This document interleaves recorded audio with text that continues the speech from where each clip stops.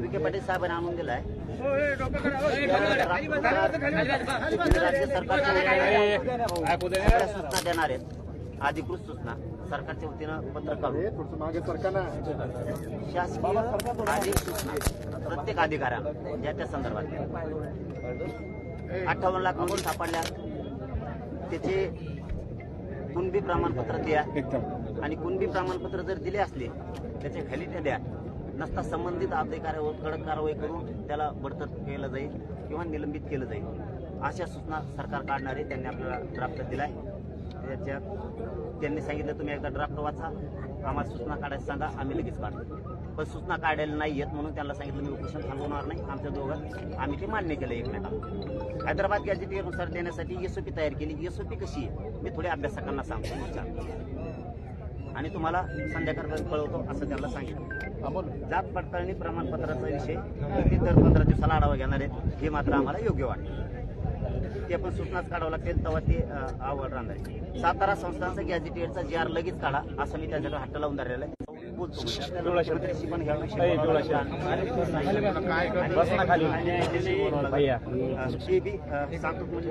करतो म्हणजे करतोच म्हणले त्यांचा भाग, पण मी थांबणार नाही.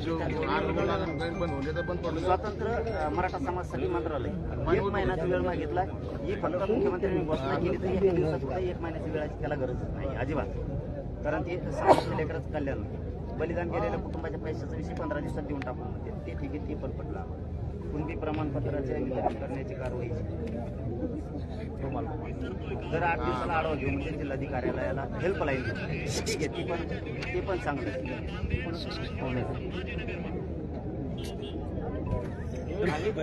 ग्रामस्तरीय समितीच्या कामकाजाचा आढावा 15 दिवसाला घेणार आहे. त्याच्या पण सूचनाच काढावं लागणार आहे. तेही काढतोच म्हणले, हे सगळेच काढतो म्हणले.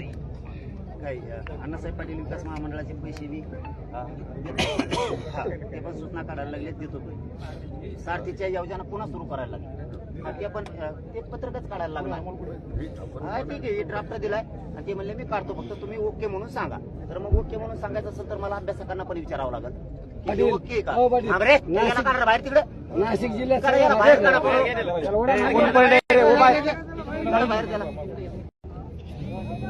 परत पुढे येऊन देऊ नका त्याला. मला हे अभ्यासकांना विचारावं लागेल की हे योग्य का सूचना लागणार. तर दोन्ही काढतो म्हणून त्यांनी सांगितलं. मी आता अभ्यासकांना बोलून घेतो 5 वाजेपर्यंत. सगळ्या लांब किती असले तरी ते येऊ शकतील आणि त्या हिशोबानं हे सगळंच करून घेतो. आमच्या भावना पण समजून घ्या सगळ्या तज्ञांनी अभ्यासकांनी. तुम्ही तातडीनं आंतरवालीकडे या 5 वाजेपर्यंत. जास्तीत जास्त आज सायंकाळच्या 6 वाजायच्या आत सगळ्यांनी तुम्हाला हे ड्राफ्ट दाखवायचा आहे. यानुसार GR काढायचे का, यानुसार सूचना द्यायच्या. सातत्याने जरांगे पाटील आंदोलन करतायत आणि आपण येऊन त्यांची समजूत घालताय. ही दुसरी तिसरी वेळ आहे, पण मग काय तुमचं न्यायालय नाही शिकलं तर तुम्ही शेवटी समाज आमच्या रामपदावर आहे. मग तुम्हाला समजत नव्हतं का? मग कायदेशीर मत घेता येत नव्हतं काय? कोर्टात काही निवाडी सुरू आहे. तर हैदराबाद गॅजेट संदर्भात आम्ही स्पष्ट सूचना दिल्या अधिकाऱ्यांना. 58 लाखाची नोंदी पाटलाच्यामुळं न्यायमूर्ती समितीच्या माध्यमातून ते मिळाले, त्याची कार्यवाही करतो आम्ही. काल रात्रभर बसून ते सगळे वेबसाईट फाईल करतात आणि आवश्यकता तो सगळ्या पेनड्राईव्ह डाटा आम्ही त्याला देतो आणि ज्याच्या संदर्भात तिथे काही त्यानंतर ते प्रमाणपत्र द्यायचे आहे. ती जी काही गाव पातळी समिती आहे ती थोड्या कार्यक्षम वाटत होती.